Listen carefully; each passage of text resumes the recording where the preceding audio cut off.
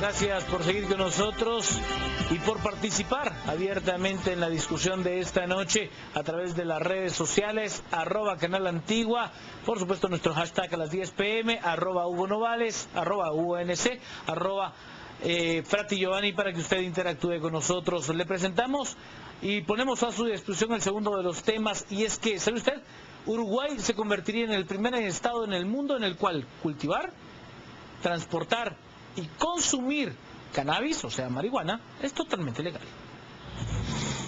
La Cámara de Diputados de Uruguay aprobó con 50 votos a favor y 46 en contra la legalización de la producción, comercialización y consumo de marihuana, en un hecho inédito a nivel internacional. La histórica sesión terminó al filo de la medianoche después de casi 14 horas de debate parlamentario en una jornada histórica que convierte a Uruguay en el primer país del mundo en legalizar esta droga.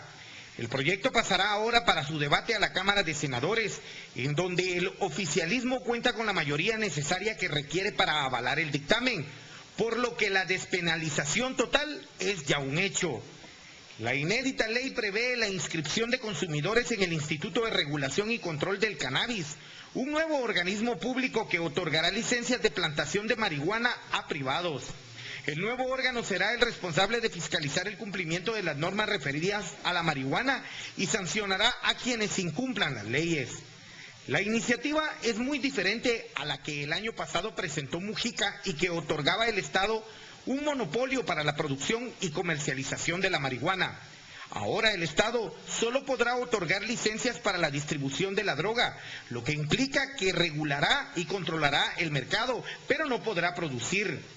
La ley permite la compra de hasta 40 gramos mensuales de marihuana en la red de farmacias, pero para adquirirlas el consumidor debe estar registrado y su identidad se mantendrá en reserva.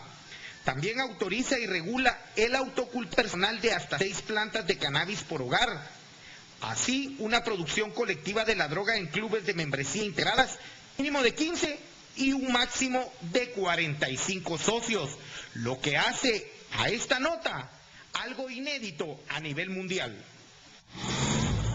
Realmente es un tema con una serie de aristas muy interesantes de poder discutir, por lo tanto estamos esperando su opinión acerca de lo que le presentamos, tomando en cuenta pues el hecho de que legalizar el consumo, también la plantación, el cultivo y la distribución del cannabis se abre en Uruguay. Uno de los temas interesantes ahí, Hugo, sería, pues, nadie le está preguntando a los norteamericanos qué hacer en el territorio uruguayo en ese sentido. Es una afrenta al poder de Washington después de lo que se ha hablado de despenalizar algunas drogas, en este caso el cannabis, que también se ha hablado a nivel regional de tener una despenalización.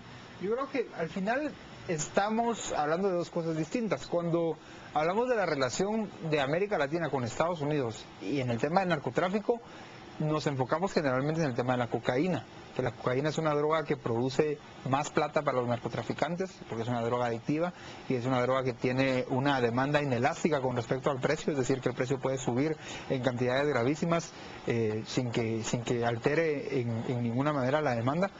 Yo creo que al final no. Vemos que en Estados Unidos, de hecho, ya hay lugares en donde se han tomado iniciativas similares. En California se llevó incluso un referéndum, que perdió, por cierto. Correcto, bueno, pero está el caso de Oregon. Nevada ganó, Oregon ganó, hay varios, Nevada también, así es, Washington también. O sea, al final, 5 estados. Digamos, yo no veo esto como una situación conflictiva con Estados Unidos. Tampoco creo que sea, en este caso, en el caso de la marihuana, una solución al problema del narcotráfico. Pero es un duro gol. Bueno, digamos que es un rasguño, pero porque al final... En el caso de los carteles mexicanos, $40.000 millones en cannabis.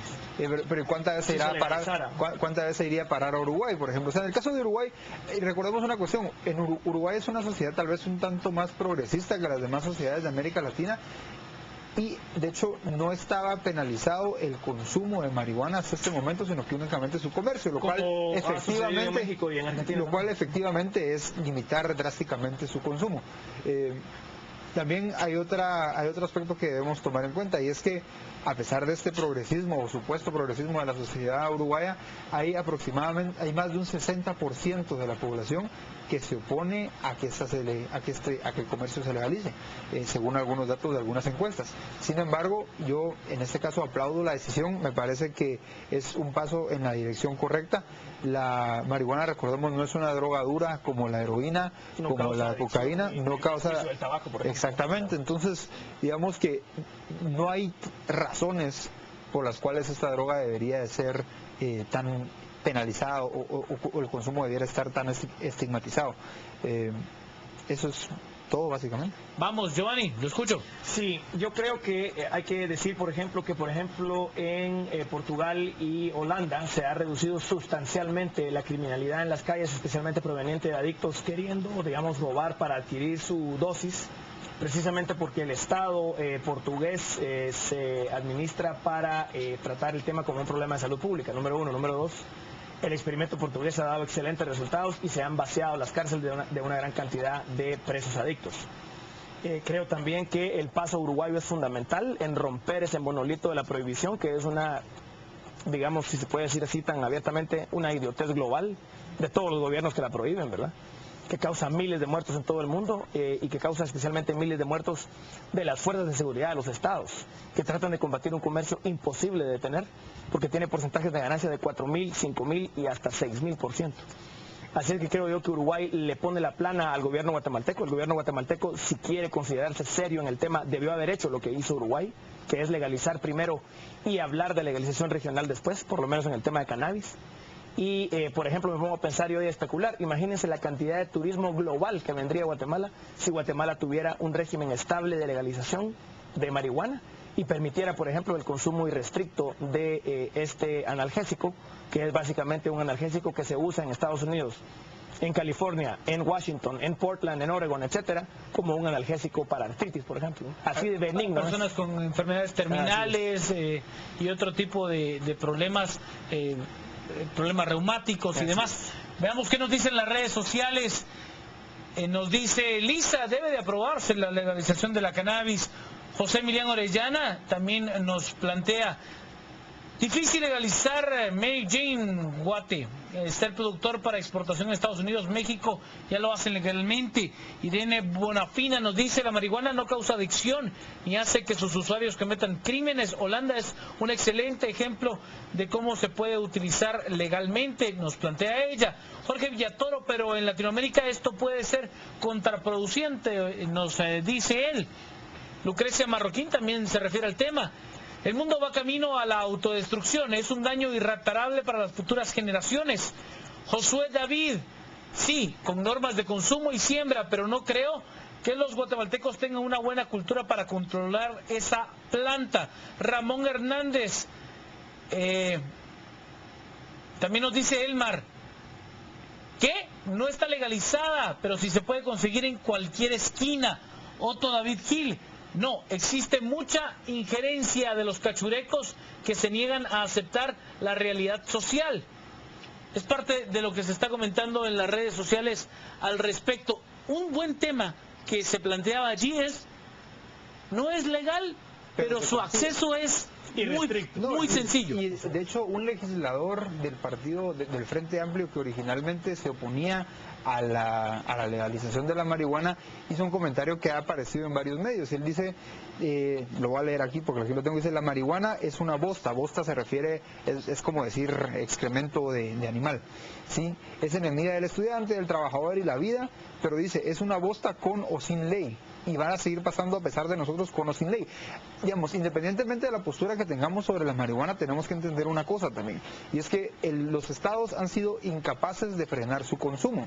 Lo que está haciendo el Estado entonces no es llevando un enfoque distinto al uso y consumo de la marihuana. Digamos, no necesariamente están digamos, en el formato actual igual se consume, pero con la legalización el Estado va a tener la capacidad de identificar a los usuarios y de controlarlos, de ofrecerles ayuda, por ejemplo, de ofrecerles asistencia sin necesariamente que tengan que pasar por la cárcel o sin necesariamente utilizar la fuerza policial. Es decir, y esto lo dijo Mujica también en algunas declaraciones, él dice, bueno, ahora con la legalización de la marihuana, si de verdad queremos desincentivar el consumo, vamos a tener herramientas más útiles y más efectivas para hacerlo. La pregunta es si el Estado debería de meterse en esto. Yo creo que tal vez no, pero al final... ¿Qué vas a comer? ¿Qué vas a fumar? ¿Qué vas a...? La cura. Bueno, pero al final pues, dependerá de cada gobierno, creo yo, independientemente de que estemos de acuerdo en esto o no, pero ese es un enfoque que es más efectivo, sí, y que permite mayor control y mayor regulación que solo decir es ilegal, pero que sin embargo todos la consuman y la consuman incluso menores de edad, por ejemplo. De manera clandestina, ¿no? Pero hay una opinión que difiere de las nuestras y también son muy válidas.